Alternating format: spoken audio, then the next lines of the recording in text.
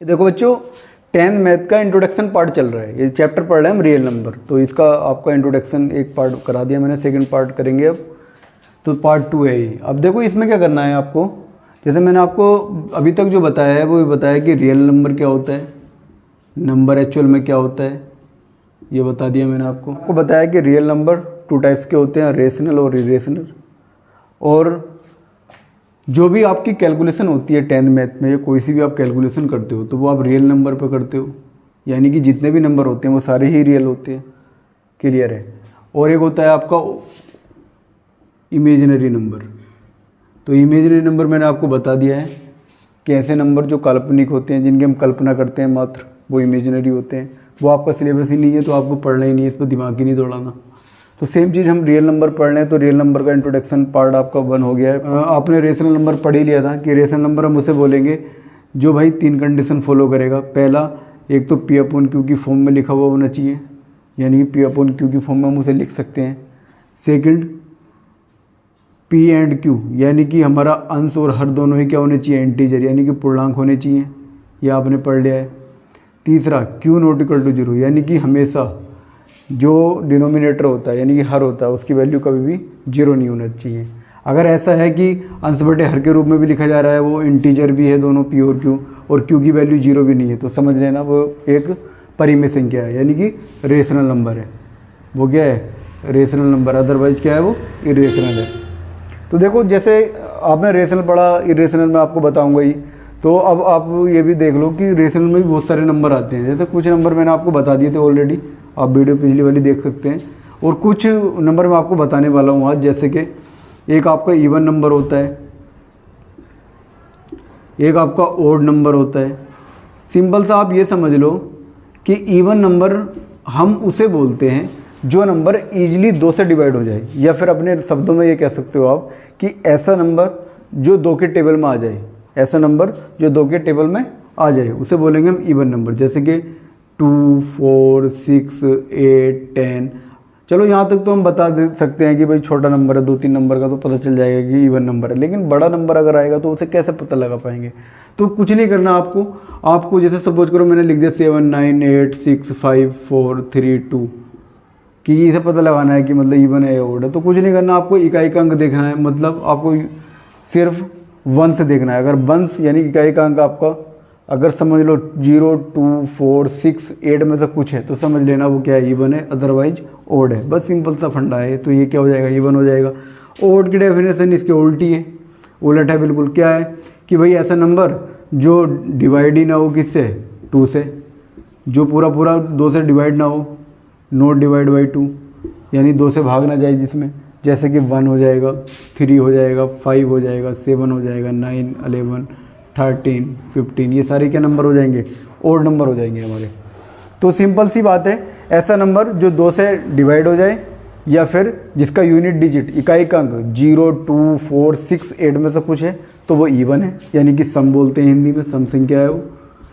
और अगर ऐसा नहीं है, मतलब इसका उल्टा है, वो कुछ और नंबर है, यानी कि 1, 3, 5, 7, 9 कुछ ऐसा कुछ आ रहा है इकाई का अंक, तो समझ लेना वो ओड नंबर है। इसे हिंदी में विषम बोलते हैं, विषम संख्याएं।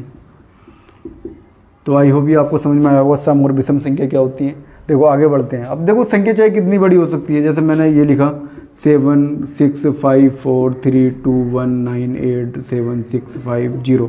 बस आपने पता लगाना है कि इवन है ओड है, तो बस इकाई का अंक देखना है, इकाई का अंक 0, यानी कि यूनिट डिजिट आपका 0, समझ लेना कि संख्या भी क्या होगी आपकी, इवन होगी। पूरा नंबर नहीं देखना आपको, बस आपको लास्ट का अंक देखना है। लास्ट का अंक क्या है, देखा आपने 0 है, तो बस समझ लो 0, 2, 4, 6, 8 में से कुछ भी है तो इवन है, अदरवाइज क्या होगा, ओड होगा। तो ये नंबर हो जाएगा आपका इवन।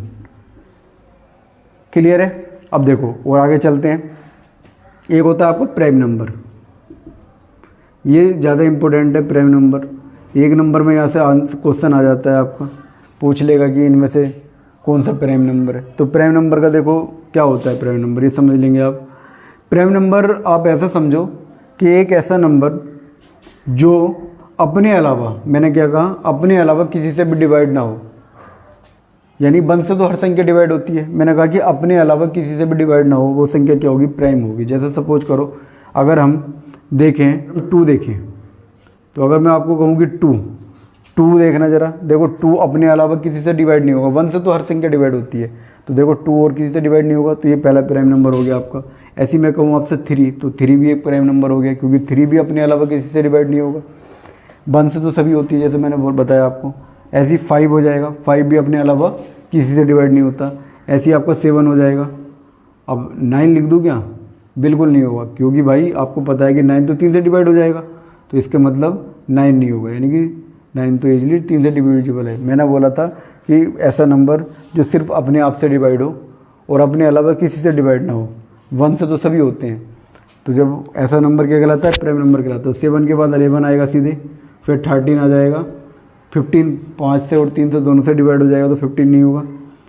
ऐसे ही आ जाएगा आपको 17 आ जाएगा, 19 आ जाएगा, 21 3 से और 7 से दोनों से डिवाइड हो जाएगा, ऐसे ही 23 आ जाएगा। तो ऐसे ही बहुत सारे नंबर हो सकते हैं हमारे, ऐसे नंबर जो अपने अलावा किसी भी संख्या से डिवाइड ना हो।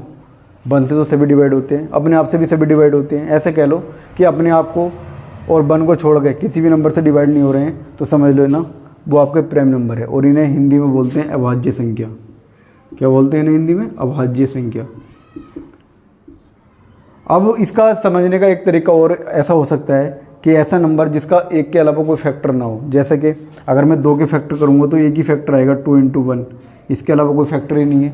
ऐसे ही अगर मैं 3 के फैक्टर करूँगा तो एक ही आएगा 3 × 1, इसके अलावा कोई फैक्टर नहीं है। इसका मतलब यह है कि ऐसा नंबर जिसका एक के अलावा कोई फैक्टर नहीं होता है, तो वो क्या कहलाता है? प्राइम नंबर कहलाता है। आई होप ये आपको समझ में आया होगा। देखो आगे बढ़ते हैं, प्राइम नंबर हो गया आपका।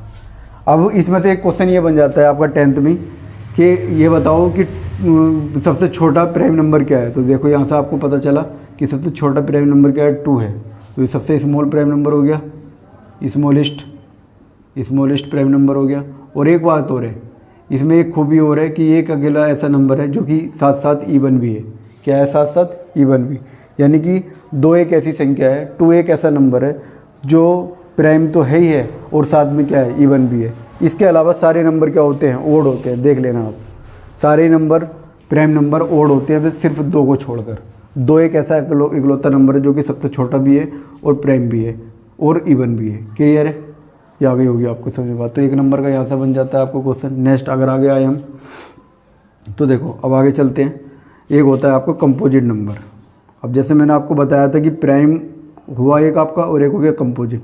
अब जैसे प्राइम का उल्टा कंपोजिट होगा एकदम से, जैसे कि इवन और ओड होता है ना, इवन का अपोजिट ओड, ऐसे ही प्राइम का अपोजिट कंपोजिट। इसे बोलते हैं हिंदी में भाज्य संख्या।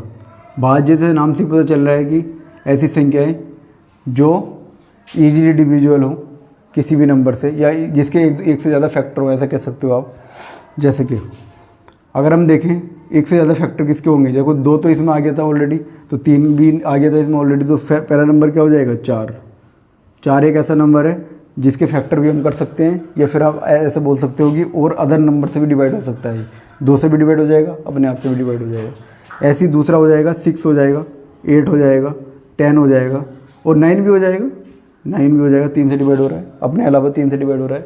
10, 12 हो जाएगा, 15 भी हो जाएगा, 14 भी हो जाएगा, 14 भी हो जाएगा आपका, 15 भी हो जाएगा। तो ऐसे बहुत सारे नंबर हो सकते हैं कंपोजिट नंबर। सिंपल आप ये कह सकते हो कि जिसका एक के अलावा अदर फैक्टर भी होते हैं वो कंपोजिट होता है। जैसे कि अब हम 4 के फैक्टर करेंगे तो एक तो हो जाएगा 2 × 2 और एक हो जाएगा 4 × 1। तो सिंपल इज़ दैट कि अपने अलावा कोई और फैक्टर रख रहा है या अपने अलावा किसी और नंबर से डिवाइड हो रहा है तो उसे हम कंपोजिट नंबर बोलते हैं। और जो सिर्फ अपने आप से और सिर्फ 1 से डिवाइड होता है वो होता है आपका प्राइम नंबर, यानी कि अभाज्य संख्या। भाज्य अभाज्य कंसेप्ट आपको आई थिंक समझ में आ गया होगा। चलो आगे बढ़ते हैं। एक और नंबर आता है ऐसे ही हमारा कोप्राइम। क्या आता है? मैं यहाँ पे इसे इरेज कर देता हूँ। तो वो एक नंबर आता है हमारा कोप्राइम नंबर। कोप्राइम नंबर, देखो इस नंबर को समझेंगे। कोप्राइम मतलब सहभाज्य संख्या, हिंदी में बोलेंगे सहभाज्य संख्या। जैसे कि अब आप देखोगे ना तो कोप्राइम का मीनिंग ये होता है कि ये एक जोड़ा होता है। ये क्या होता है? एक पेयर। एक ऐसा पेयर होता है जिसका क्या होता है? जिसका HCF क्या हो? 1 हो। एक ऐसा पेयर जिसका HCF क्या हो? 1 हो, उसे हम बोलते हैं सहभाज्य संख्या, यानी कोप्राइम नंबर। जैसे कि मैंने 2 और 3 लिया, तो 2 और 3 का अगर आप HCF निकालेंगे तो 1 आएगा। और ऐसे ही अगर मैं 3 और 4 लूँ तो इसका भी एचसीएफ बनाएगा, ऐसे ही 4 5 लूँ तो इसका भी एचसीएफ बनाएगा। यानी मैं कह सकता हूँ कि जितने भी अल्टरनेट नंबर होते हैं, मतलब आगे पीछे वाले नंबर होते हैं, जस्ट आगे पीछे वाले नंबर, तो वो सारे क्या होते हैं, कोप्राइम होते हैं। तो ये आपको समझ लेना है बिल्कुल। ऐसे ही जैसे सपोज करो मैं अगर 17 और 19 ले लूँ, तो जैसे 17 और 19 लिया मैंने, तो इसका भी तो एचसीएफ 1 होगा। तो इसे और दूसरी लैंग्वेज में हम ऐसे भी कह सकते हैं कि भाई दो नंबरों का ऐसा जोड़ा जो आपस में डिविजिबल ना हो, जो आपस में डिवाइड ना हो, तो उसे बोलेंगे हम कोप्राइम नंबर। आपस में बोला मैंने, यानी कि 2 से 3 डिवाइड नहीं होगा, 3 से 4 डिवाइड नहीं होगा, 4 से 5 डिवाइड नहीं होगा, ठीक है। ऐसे 17 से 19 डिवाइड नहीं होगा। तो ऐसे नंबर जो आपस में डिविजिबल नहीं होते हैं और जोड़ा होता है, 2 नंबर होते हैं वो, तो उन्हें हम कोप्राइम बोलते हैं, सहभाज्य बोलते हैं हिंदी में।